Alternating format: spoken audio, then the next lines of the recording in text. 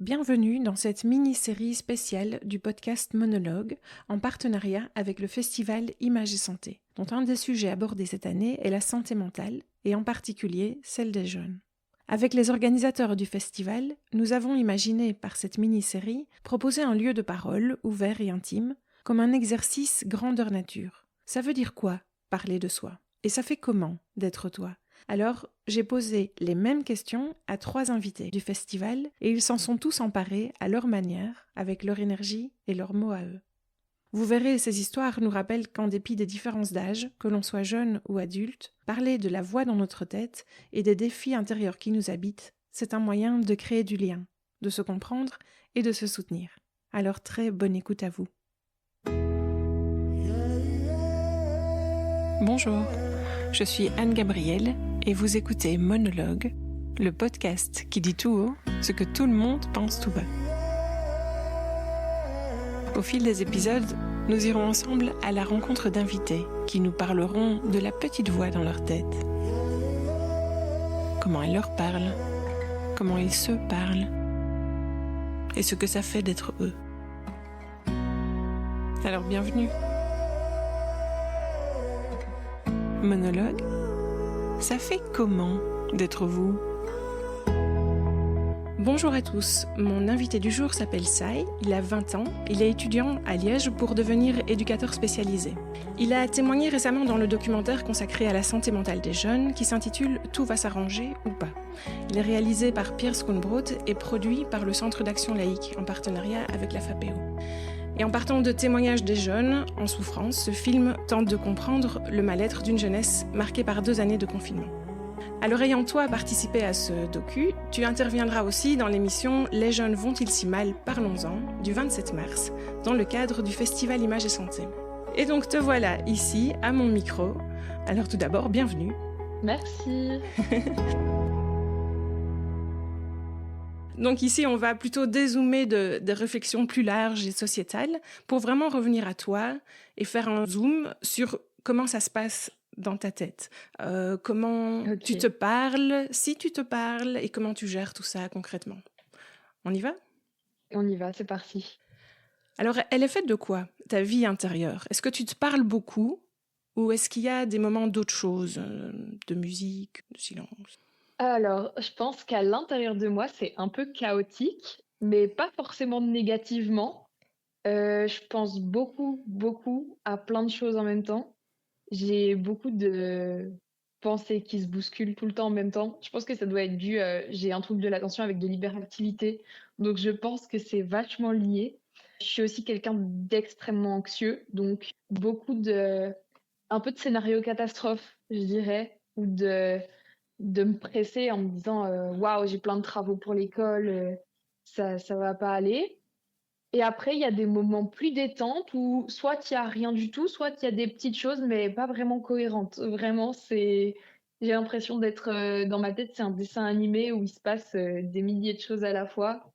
Et je peux avoir une musique en tête. J'aime beaucoup dessiner et écrire, donc j'ai plein d'idées qui me viennent tout le temps. Je suis aussi à fond dans mes études et même à côté de ça, je suis animateur chez les scouts. Donc j'ai toujours plein d'idées d'activités, plein d'idées d'outils, plein de choses. C'est très rempli dans ma tête. Et si tu devais nous citer genre 3 thèmes vraiment récurrents dans tes sujets de pensée, tu dirais que c'est quoi?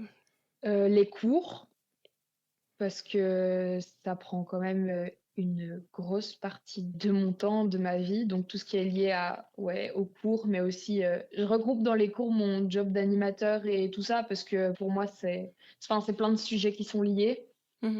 Je dirais qu'il y a aussi, c'est pas cool, mais ça occupe quand même une grande partie, tout ce qui est lié à ma santé mentale qui est un peu bancale de temps en temps. Donc tout ce qui est dépression, anxiété, tout ça qui prend quand même pas mal de place. Et sinon, j'ai beaucoup de place aussi pour tout l'amour que j'ai pour les gens autour de moi, que ce soit ma copine à qui je pense beaucoup, ma famille, mon chien qui est toujours avec moi, qui m'écoute parler d'ailleurs. Voilà, je pense que c'est ça. Et en termes d'émotions, qu'est-ce qui te vient le plus souvent? Ça dépend des périodes. Dans les moins bonnes périodes, bah, par exemple, comme maintenant, je suis pas au top de ma forme ces derniers mois. Ce qui me vient le plus souvent comme émotion, c'est du stress, de l'anxiété, beaucoup. Je suis souvent en colère, mais pas spécialement vers les autres. C'est plus une colère quand je suis en colère contre quelqu'un d'autre, c'est plus une colère vers moi au final. Donc, ouais, pas mal de colère, pas mal d'anxiété et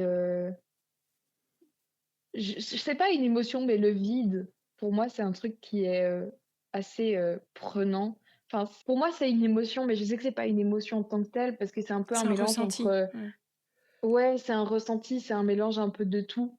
Mais après, je suis souvent de bonne humeur, Mhm. joyeux et tout ça, hein, vraiment. Mais, c'est vrai que dans les périodes plus compliquées, on est plus sur, le reste. Quand tu dis en colère contre toi, est-ce que tu sais un peu expliquer des raisons? Il y a des raisons récurrentes? Je pars souvent du principe que c'est de ma faute.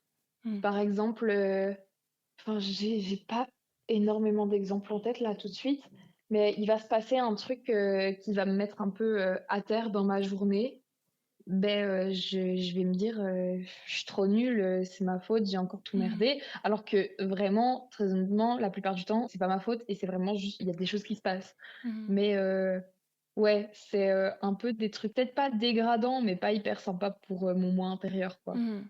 Et en termes d'anxiété, alors pour revenir à la première émotion que tu citais, il y a des sujets aussi de prédilection qui font émerger cette émotion-là? Ouais, les cours parce que j'ai beau adorer mes études de tout mon cœur, il y a beaucoup, beaucoup de travaux à rendre, beaucoup d'examens, beaucoup de choses à penser tout le temps. Il y a beaucoup le futur, en fait, que ce soit le futur proche ou le futur lointain. Je panique, si je sais pas ce que je vais faire le lendemain, mais je panique un peu, enfin, je suis fort anxieux aussi sur, mon avenir, parce que je sais pas, parfois j'ai envie de voyager. En même temps, je sais pas encore dans quel secteur exactement je vais travailler parce que mon futur métier, c'est un truc où on peut aller vraiment dans vraiment plein de secteurs. Ça peut être, juste de l'anxiété, de me dire, «Oh, je vais devoir aller faire mes courses». Il va y avoir du bruit, il va y avoir du monde, il va y avoir, plein de choses. Ça peut être, vraiment tout bêtement, faut que je me fasse à manger, faut que je m'y mette, mais ça m'angoisse parce que je suis en mode: «Bah, il va falloir réfléchir, il va falloir sortir de la chambre de mon cote, il va falloir aller», enfin voilà, Mhm. c'est un peu, plein de choses. Il y a pas toujours une vraie raison, en fait. Mhm. Pour terminer autour de ces émotions, tu disais que tu es aussi souvent joyeux. Qu'est-ce qui te met en joie alors, par exemple? Ce qui me met en joie, aussi mes études du coup. J'en parle beaucoup, mais c'est une partie importante de ma Mhm. vie en ce Mhm. moment, puisque ça fait quand même 2 ans que j'ai le nez dedans. Mon chien qui m'apporte énormément de joie et de réconfort au quotidien. Mhm. Ma famille que j'aime de tout mon cœur, même si parfois c'est plus compliqué, mais que j'aime de tout mon cœur. J'aime beaucoup, sortir, me balader, j'aime beaucoup lire, écrire, dessiner. Mhm. J'adore faire ça. J'adore passer du temps, avec des amis, surtout aussi avec ma copine. J'adore, prévoir des voyages, j'adore, vraiment ça et ce sont plein de choses qui mettent des petits points de lumière, dans les jours plus compliqués. Juste, être bêtement au téléphone avec ma copine, pendant 1 heure, ça rallume toute ma journée. Mhm. D'un point de vue plus technique, est-ce que tu dirais que tu es plus souvent monologue ou dialogue quand tu te parles dans ta tête? Monologue. Et est-ce que la voix que tu as dans ta tête ressemble à la voix que tu as quand tu t'entends parler? Ou est-ce que c'est genre une voix qui a rien à voir ou... Je dirais que ça dépend des situations. Je dirais que quand c'est dans la vie de tous les jours comme ça, juste, des pensées en mode, j'ai beaucoup tout ce que je vois devient une pensée. Genre, là, si je regarde mon bureau, je fais: «Oh, il y a un baf. Oh, il y a mes crayons de couleur. Mhm, mhm. Oh, mes cours». Enfin, c'est un peu ma vraie voix. Après, si c'est des trucs un peu plus sombres, ça reste ma voix, mais un peu déformée. Ouais, il y a quand même une tonalité un peu différente, quoi. Ouais, en fonction des situations, il y a quand même Mhm, une tonalité qui est un peu plus différente. mhm. Sur l'aspect plus pratique au quotidien, est-ce que dans les moments de transition, ça se fait tout seul ou est-ce que ce sont des transitions un peu longues? Donc typiquement au lever et au coucher. Est-ce que ça te fait, est-ce que tu démarres direct le matin ou il te faut un petit temps pour émerger? Et le soir, est-ce que ça s'éteint facilement ou est-ce qu'il faut un peu de temps pour arriver à complètement se déconnecter?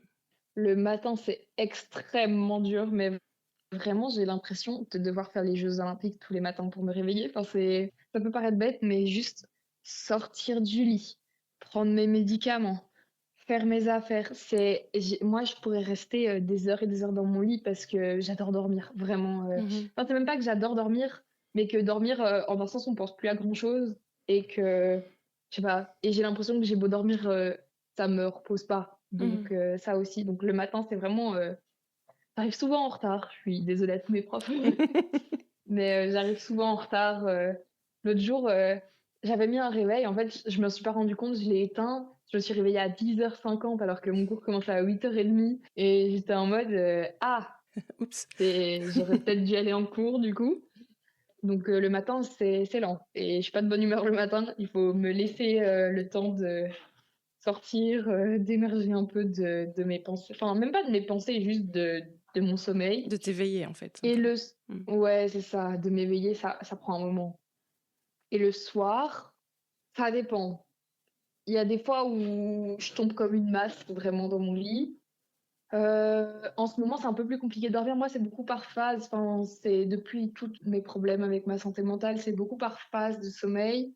Enfin, j'avais du mal à m'endormir là ces derniers jours et j'ai mis c'est plein de petites stratégies que je mets en place au fil du temps, mais je mets ma tablette à côté de mon lit et c'est un fond lumineux avec juste des espèces de lumière qui bougent et une musique avec une fréquence assez basse en fait. Ça me permet Mhm. un peu de vider ma tête et de m'endormir, ça me fait du bien. Ah oui. Après, il y a des moments où j'ai juste pas envie de dormir. En fait, je repousse beaucoup le moment d'aller dormir. Même la nuit, je suis pas tranquille en ce moment, surtout. Enfin, ça fait quand même quelques mois que mes nuits, c'est aussi épuisant que mes journées. En fait, je fais des rêves qui n'ont ni queue ni tête, qui partent dans tous les sens, ou des cauchemars et tout ça. Donc, je repousse souvent le moment d'aller dormir pour pas faire ces rêves un peu bizarres. Mais en même temps, j'adore dormir, donc c'est un peu paradoxal à certains moments. Ouais, ouais. Ça fait aussi des moments où il y a plein d'idées qui viennent dans ma tête. Et je suis en mode, non, taisez-vous, laissez-moi dormir. J'aimerais dormir. Pour terminer ce premier petit tour d'horizon de ta vie intérieure, est-ce qu'un moment de silence, un moment de rien, c'est un moment sympa pour toi? Pas toujours. Rarement. Pour un moment, sans rien, il faut que je sois, en gros focus sur, quelque chose. Par exemple, il y a des moments où juste je mets une musique de fond et je dessine pendant des heures, par exemple. Ça me fait du bien. Mais il faut vraiment que je sois focus sur un truc ou que je sois dans un livre qui m'intéresse super fort ou que je sois dans c'est quand je suis en hyper focus sur un truc. Parce que même quand je parle du vide que je ressens souvent, c'est un vide silencieux, mais c'est un silence trop bruyant. Je sais pas comment l'exprimer, mais c'est un silence bruyant, c'est Ouais, pas un silence agréable. ouais, je crois que je vois ce que tu veux dire. Mais donc, c'est ça, pour que ce soit sympa, il faut que tu te concentres sur quelque chose, quoi, C'est que tu ça. aimes bien. Mhm. Du coup, justement, si on fait un petit zoom sur les moments difficiles, quand tu es stressé ou anxieux, est-ce que ton corps te le fait savoir? Est-ce que tu sens des tensions, de la fatigue, un mal de tête? C'est quoi ta première réaction face à ça?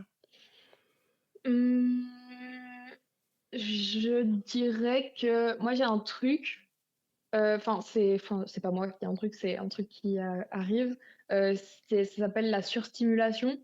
C'est, donc beaucoup avec, le trouble de l'attention, l'autisme aussi. Donc c'est, des moments où juste tout est trop, sensoriellement. Mhm. Sensoriellement, tout est trop, donc ça, j'ai mal physiquement, en fait et ça du coup, ça m'angoisse parce qu'il faut que je trouve un endroit où me mettre, «en sécurité» entre guillemets.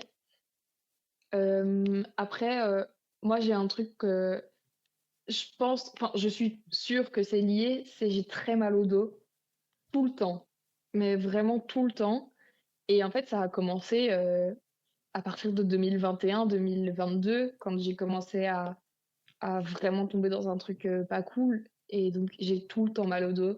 C'est horrible, je fais des stocks de crème chauffante pour m'en mettre tout le temps dans le dos parce que j'ai tout le temps mal et sinon, le stress, ça peut aussi être physiquement, c'est un mal de tête mais enfin, je sais pas décrire, c'est pas comme un mal de tête quand on est malade, c'est vraiment un mal de tête, Une tension. heu Ouais, une pression et en même temps, enfin, je sais pas vraiment décrire ça. Même, en y repensant, Mmh. je saurais pas trop dire. Mmh. OK. Et tu as déjà une petite procédure de choses à mettre en place quand, tu sens que tout ça est en train de Ouais, s'emballer? Qu'est-ce que tu fais? oui, bah, je me mets au calme. J'ai toujours un casque anti-bruit sur moi, donc ça c'est en plus il est génial, c'est un casque dinosaure avec des petites pics de dinosaures, comme je suis fan de dinosaures, c'est génial. J'ai mon casque anti-bruit que j'ai sur moi. J'ai, mon chien qui m'accompagne partout parce que même si elle a pas une reconnaissance d'un organisme officiel, parce que ça existe pas en Belgique d'organisme qui forme, des chiens, pour, les troubles, neuro et psychiatriques, beh, je l'ai formée moi-même. Elle a passé des tests de comportement et tout ça. Par exemple, à l'école, elle vient avec moi. Ah oui. Partout où je vais, elle vient avec moi. Mmh. Parce qu'elle a une reconnaissance, enfin, elle est reconnue en tant que chien d'assistance, mais pas par un organisme officiel. C'est un peu Mmh. compliqué, mais du coup, mais elle, je l'ai formée à aussi réagir quand ça va pas. Sinon, Et qu'est-ce qu'elle peut faire, par exemple? C'est le fait de la savoir près de toi qui est rassurant? C'est quoi non, le elle a des tâches à effectuer, qu'elle connaît bien. Par exemple, il y a un truc qui s'appelle la thérapie par pression profonde. C'est juste, je m'assieds ou je m'allonge et elle va venir mettre tout son poids sur Mmh. mes Ah jambes oui. et en fait, d'une certaine façon, ça fait balancer, le rythme cardiaque, la respiration, tout commence à s'accorder. Mmh. Ça fait du bien d'avoir, un peu de pression sur soi. Ça peut paraître bête parce que j'ai 20 ans, mais j'ai un doudou vraiment, qui me fait énormément de bien. C'est juste une noire en peluche que j'ai eue en vacances. C'est même pas un doudou de quand j'étais enfant, hein, c'est vraiment un doudou que j'ai depuis 1 an là et ça me fait du bien de l'avoir, contre moi parce que, beh, ça m'apaise. Sinon, heureusement j'ai du monde à côté de moi donc j'en parle beaucoup, mais j'appelle ma copine parce qu'elle est vraiment un grand soutien dans tout ça. J'appelle ma copine qui est toujours là pour moi, j'appelle, parfois ma maman aussi.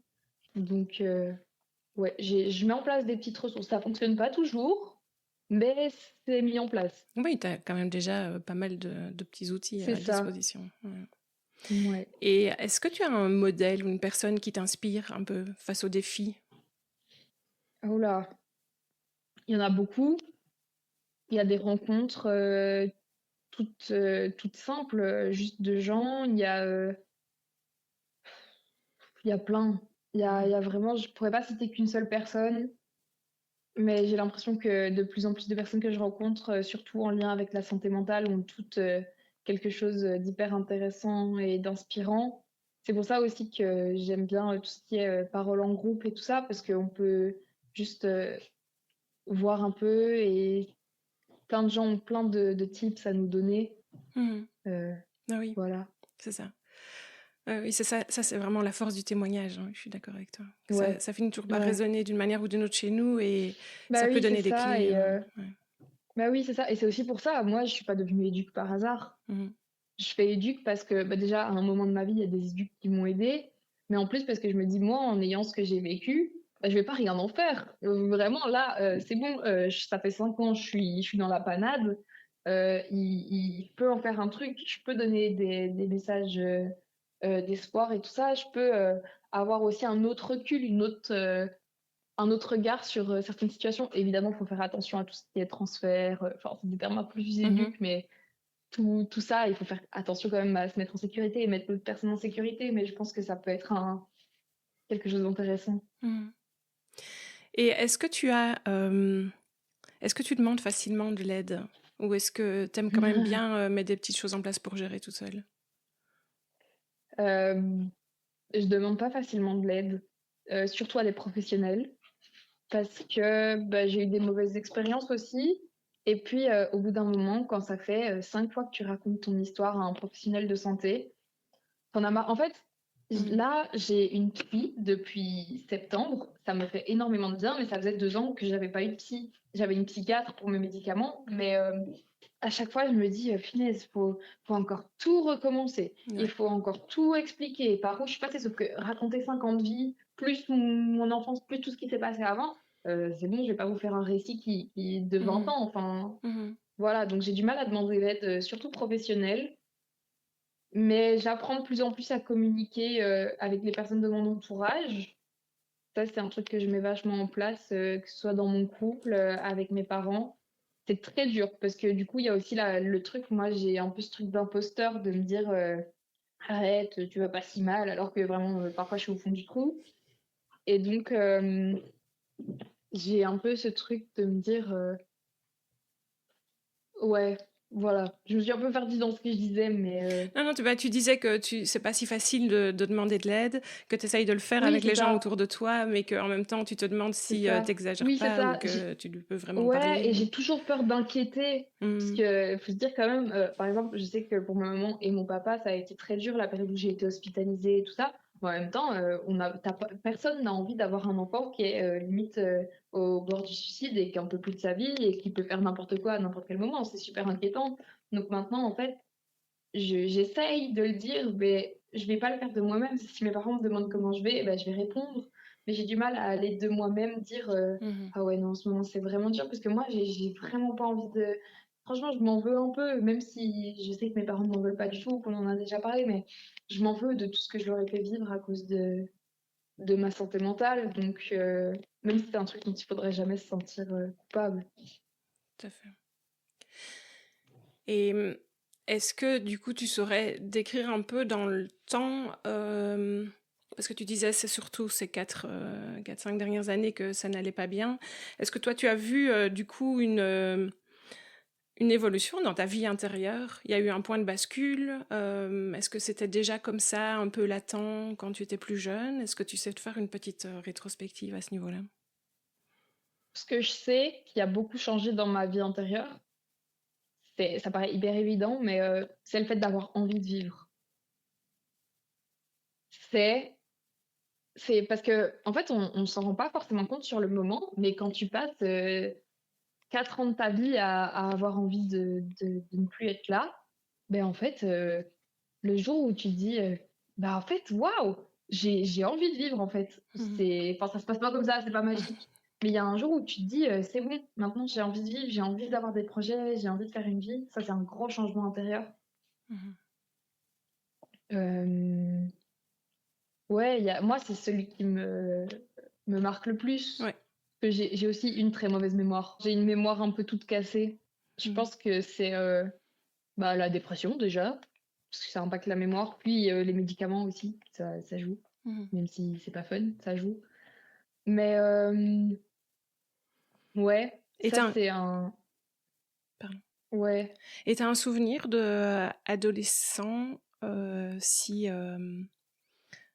de comment tu te parlais et de quelles étaient les émotions dominantes, ce genre de choses? Toujours la frustration, beaucoup, ça je me souviens. Mais le problème, c'est que ça sortait beaucoup sur les autres. Du coup, je sais que j'ai été un peu invivable à un moment pour mes parents, notamment durant le confinement. Parce qu'en fait, j'avais tellement mal à l'intérieur que beh, je le criais à l'extérieur, mais je m'énervais pour rien, pour tout et rien. Vraiment, j'ai été dure à vivre. Mmh. Donc ça, ouais. Et bah, pendant je vais dire de mes, en 2020, j'avais quel âge? 15 15 ans. ans, oui. De mes 15 à mes 17 ans, c'était un dialogue intérieur très sombre. C'était beaucoup d'idées noires, beaucoup, beaucoup, beaucoup, constamment. Donc, ouais, Mmh. mon dialogue intérieur était beaucoup plus sombre, chaotique, mais sombre. Mmh. Maintenant, c'est chaotique, mais ça fait jour, Mmh. lumière. Enfin, Mmh. enfin, jour, nuit plutôt. Et donc Et dans les soutiens, il y a eu des psychothérapies et il y a eu aussi des médicaments? ouais, Mmh. ouais, ouais. J'ai eu avant d'aller à l'hôpital, j'avais vu une psy. Elle était nulle. Je suis désolée, mais elle était vraiment atroce et pas du tout, correcte. Enfin, je lui expliquais que j'avais envie de mourir, elle me disait, «Oh ouais, tu des chaussures arc-en-ciel, qu'est-ce que ça signifie pour toi?» Genre: «Madame, je veux Mmh. m'ôter la vie, s'il vous plaît. On peut se refocus sur quelque chose?» Ce qui a fait aussi qu'après j'ai plus voulu parler, jusqu'au moment où j'ai atterri à l'hôpital. Du coup, à l'hôpital, beh, le truc automatique un peu quand on arrive, c'est on nous met sous médicaments. Ce qui est pas forcément la meilleure chose à faire. Après, beh, moi, j'ai toujours des médicaments, j'ai 2 médicaments par jour, qui sont toujours liés à ma santé mentale et en même temps, bah, là, j'en ai besoin et je sais que c'est comme ça. mais il y a des trucs qui sont pas forcément nécessaires et ouais, j'ai vu pas mal de psy, pas mal j'ai eu aussi une psychiatre atroce qui travaillait à l'hôpital où j'étais, psychiatre atroce qui m'a, parce que j'ai toujours eu beaucoup de questionnements sur mon identité de genre du coup et une psychiatre atroce qui m'a dit des choses, qui a comparé le fait de porter des sous-vêtements compressifs pour faire disparaître la poitrine et ces choses-là. Elle a comparé ça à la scarification alors que j'étais fière de lui dire que ça faisait un moment que je m'étais plus fait de mal. Elle avait comparé ça à ça. Elle m'avait dit des choses horribles en disant t'es né XX, tu seras toujours XX, tu seras toujours considérée comme une femme.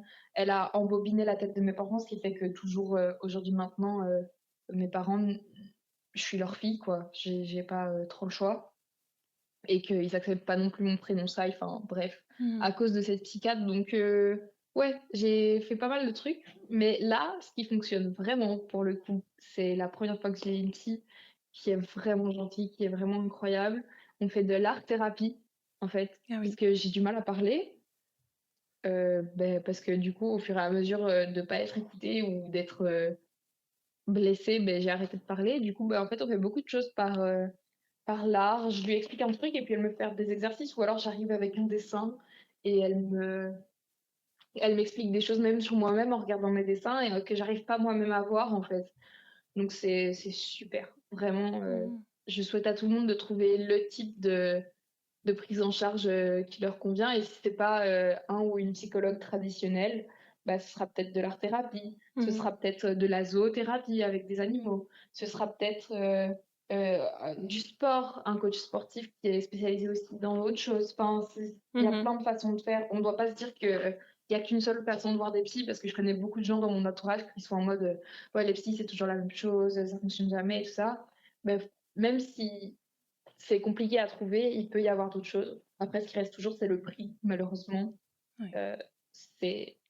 Par exemple, là, pour ma psychologue, je peux l'avoir qu'une fois toutes les 3 semaines parce que je peux pas payer plus, quoi. Ouais. Ouais, tout à fait.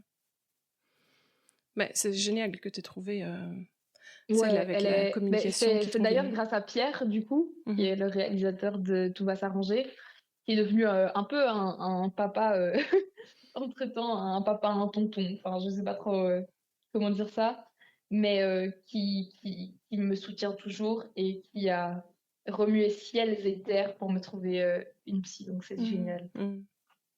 Ouais, c'est ça. Donc le message, c'est n'abandonnez pas et essayez jusqu'à ce que vous trouviez la personne qui Ouais, vous convient. ouais, ouais. Ouais. Et si on part sur les forces justement et les réussites, c'est quoi les moments où tu te sens vraiment fière de toi? Même s'il y a quelque chose de petit, qu'est-ce qui te fait te sentir vraiment vraiment fière? Hem, bah, c'est assez actuel, mais tout ce qui se passe avec du coup, tout est parti d'un film avec Tout va s'arranger. Mais en fait, après ça, donc ça s'est passé en 2022 qu'on a tourné ce film.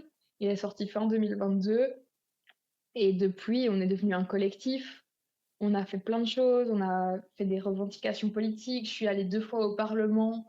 Je fais des projections dans des écoles, dans des formations, juste pour des gens. J'ai été à Sciences Po Paris pour aller Mmh. parler de santé mentale il y a 2 mois. Donc Mmh. c'est vraiment ouf. Ça me met énormément de fierté et ça met aussi beaucoup de sens.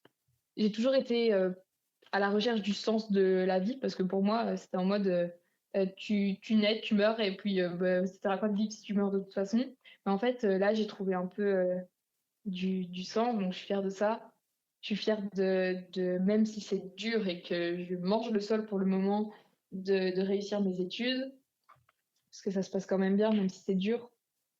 Et je suis fière de quand j'arrive à organiser des choses plus petites, hein, vraiment juste organiser un voyage, un petit truc, un petit week-end, ça me fait tellement du bien. C'est génial. Mmh. Et et tu penses que c'est quoi, ta plus grande force? Oh, ça c'est une bonne question. Euh, Ma force, je pense que c'est le fait d'être toujours là pour les gens.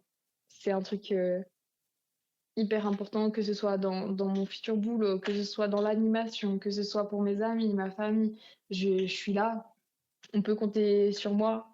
Faut Ouais. On peut toujours venir me voir, on peut toujours, pour moi, c'est un truc, le contact humain, c'est une grande force pour moi. Mmh. Et ben justement, j'avais 2 petites questions à propos du thème suivant, c'est la vie intérieure, et les autres. Est-ce que tu t'interroges parfois sur la vie intérieure des autres? Comment c'est dans leur tête? Ouais, souvent, souvent. Même ça, je me souviens de quand j'étais, vraiment petit, de me dire, «C'est comment dans sa tête?» Et enfin, c'est tout bête, mais je me demandais si toutes les petites filles dans leur tête se disaient, qu'en fait, ça craint, j'ai peut-être pas envie, d'être, une petite fille, en fait. Ça, je me demandais beaucoup. Mmh.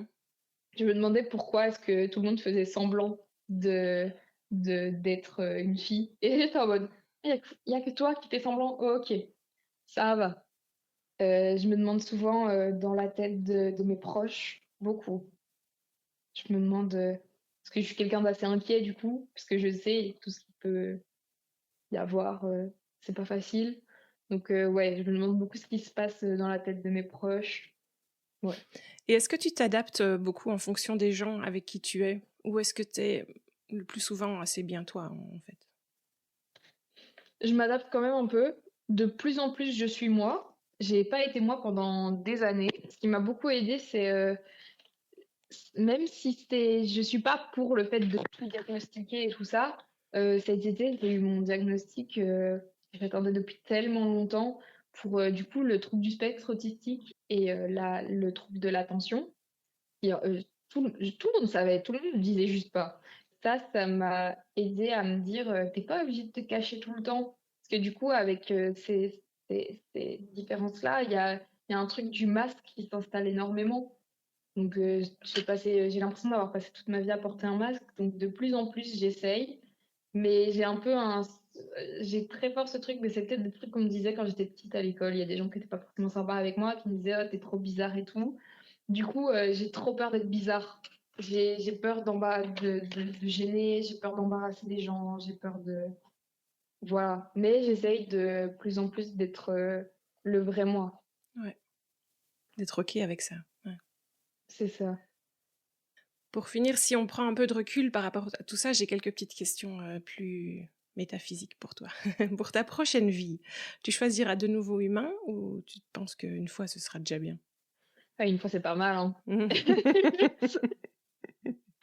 Ah non, moi je veux bien être, un chien. Non, parce que les chiens, il y a beaucoup de gens qui sont pas cool avec les chiens. Non, je veux pas être un chien, je sais pas, j'ai envie d'être un petit singe dans la forêt ou un petit truc comme ça, ou juste un papillon, vraiment, même s'il faut vivre 2 jours. Mais l'humain, pas avant longtemps. Franchement, Une je bonne peux petite faire pause. quelques vies suivantes en tant qu'autre chose, puis je pourrais devenir humain, mais laissez-moi OK. d'abord un peu me reposer de cette humanité qui me Qui n'est pas toujours facile. Oui, bah, écoute, je oh le non. message est envoyé si quelqu'un nous écoute. Donc, Merci. et justement, c'est quoi ta lecture du hasard, de ce qui nous arrive? Est-ce qu'il y a quelque chose qui explique tout ça? J'ai une pensée très, en fait, c'est très les 2. Ça ne veut rien dire cette phrase, mais parce qu'en fait, j'aime bien penser que rien n'arrive par hasard. Parce que pour moi, enfin, en vrai, dans la vie de tous les jours, je me dis que rien n'arrive par hasard, parce que je le vois dans beaucoup de choses.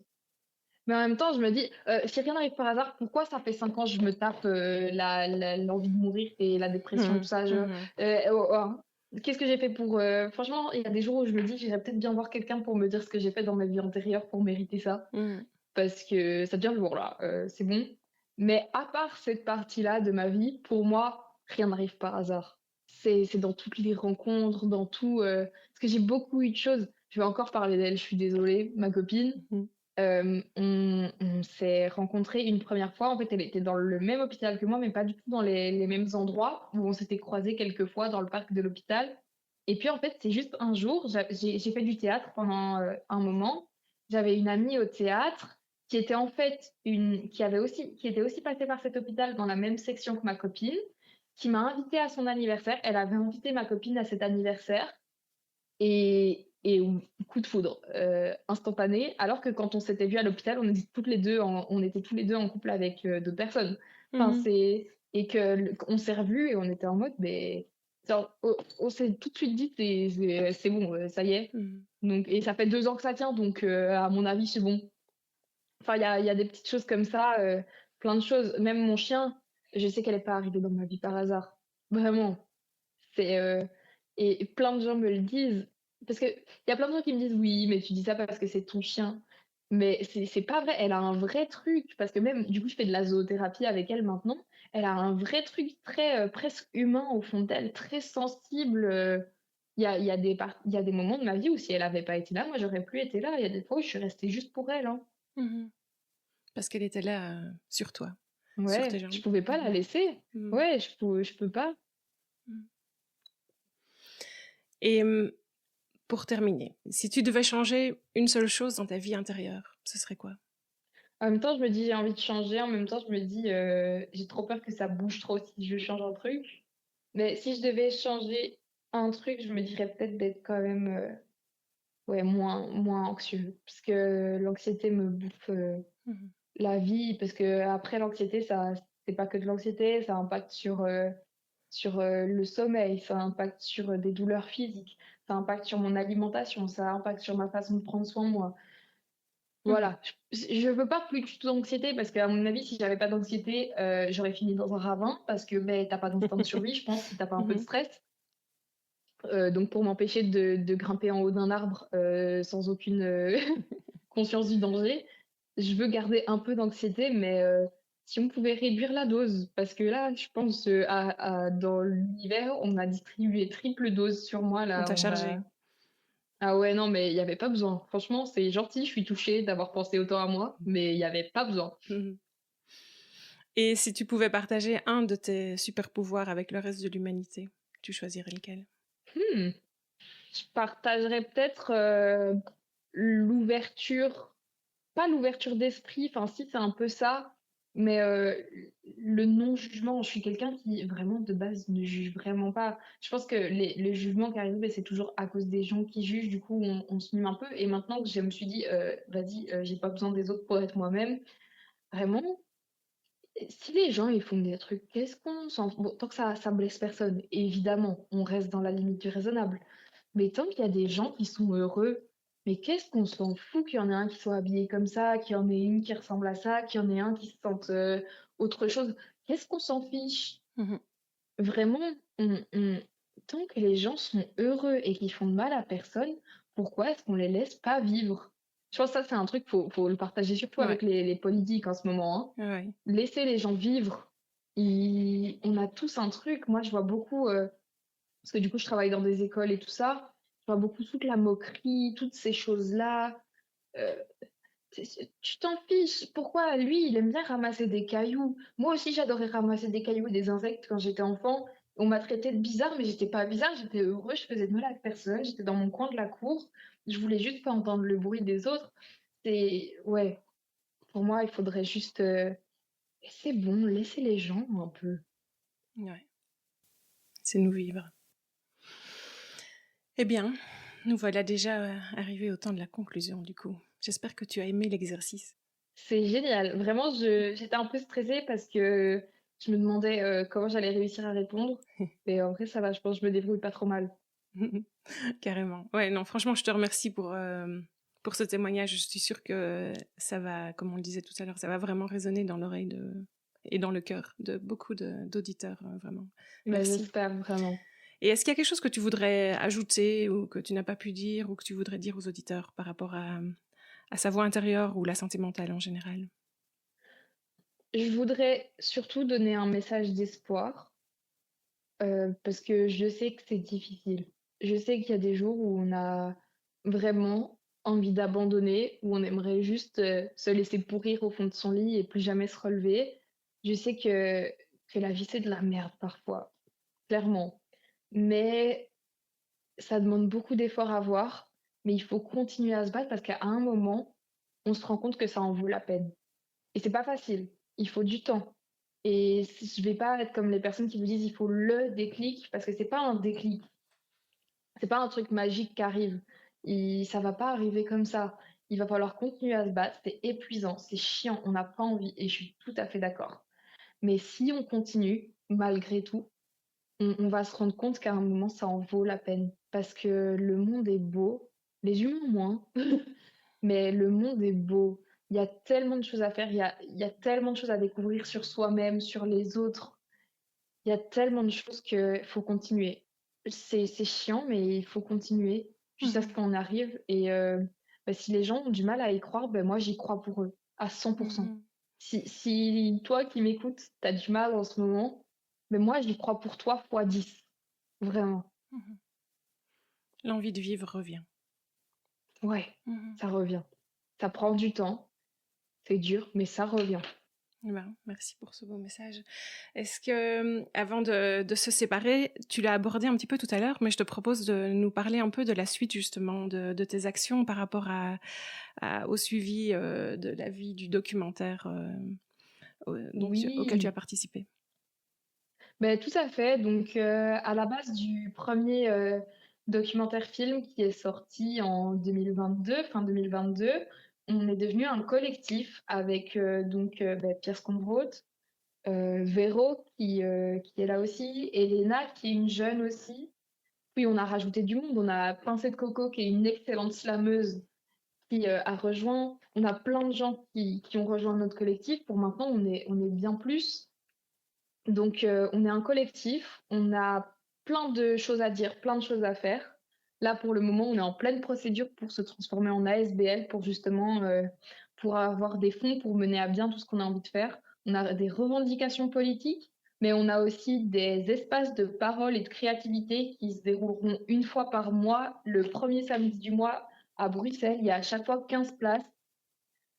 Pour pouvoir avoir accès à ça, c'est simple, il faut nous suivre sur Instagram ou TikTok ou les deux, soyez généreux. Là-dessus, on met toutes nos actus. Donc les comptes s'appellent tout simplement Tout va s'arranger. Il y en a un qui s'appelle Tout va s'arranger ou pas, ou les deux. Voilà, je suis nulle en promo. Je mettrai les liens dans la description de l'épisode. Ça me va. Ouais. Mais donc, on a TikTok, on a Instagram, donc on va avoir des rassemblements gratuits par les jeunes et pour les jeunes. Il y aura des espaces de créativité, de la création de liens, des groupes de parole, plein de choses à faire. Et le plus important pour le moment, c'est que le 26 mars, c'est la première de notre deuxième documentaire, toujours réalisé par Pierre parce qu'il est trop fort. Un nouveau documentaire à découvrir et j'invite tous les gens un peu intéressés à se renseigner. Toutes les dates seront disponibles, on les mettra quelque part pour pouvoir voir où vous pourrez aller le voir. Mais voilà, beaucoup de fierté, beaucoup de se dire waouh, ça en vaut la peine. Par exemple, ça en vaut la peine que je me sois battue autant parce que maintenant je suis là, je témoigne, je fais un podcast, je vais passer à la télé, je suis dans un documentaire, je vais parler à plein de gens.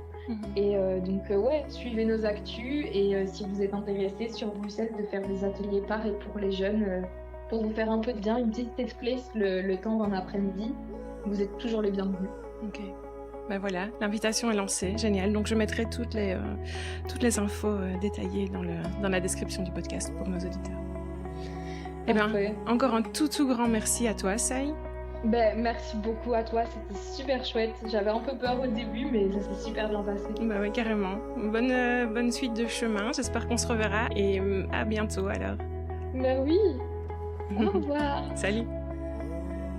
Merci à vous, les auditeurs, d'avoir écouté cet épisode. J'espère qu'il vous a plu. N'hésitez pas à le liker, partager ou lui donner 5 étoiles en fonction de votre plateforme d'écoute préférée. Pour ne rien rater de nos prochains épisodes, vous pouvez vous abonner au podcast ou suivre notre actualité sur Instagram @monologue-podcast. Enfin, Monologue, c'est aussi un site internet avec plein de ressources et d'idées pour vous inspirer et, si le cœur vous en dit, me partager vos monologues à vous. C'est à l'adresse www.monologue-podcast.com. À bientôt.